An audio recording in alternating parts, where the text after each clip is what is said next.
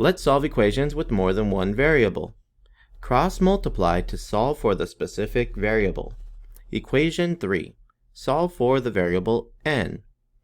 A equals v divided by n. Step 1. Identify the location of the specific variable. The variable n is located on the right side in the denominator of the term. The directions of cross-multiplying mean that we want to take a look at this equation as a fraction equals a fraction, so the variable a can be rewritten as a over 1. Step 2. Isolate the variable term. We know that cross-multiplying removes fractions from a fraction equals fraction type of equation. So if we cross-multiply, we're going to multiply one fraction's numerator times the other fraction's denominator. A times n equals an. In the equation, that equals 1 times v, and that is our cross-multiplication.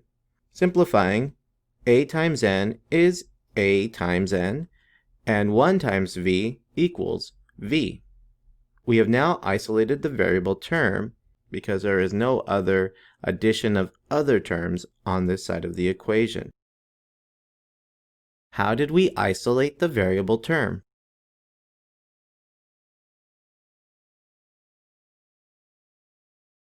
We isolated the variable term by cross-multiplying and then simplifying the multiplication.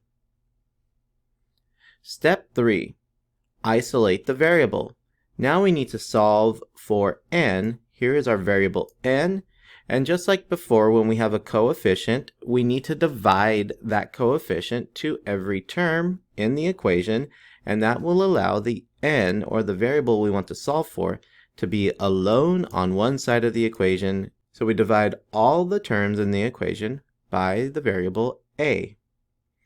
A divided by a will cancel away, leaving us with just n, and this is equal to v divided by a, and so we have solved for the variable n. N is equal to v divided by a. You are now ready to use cross-multiplication to solve the equation with more than one variable for the variable a in equation number 4.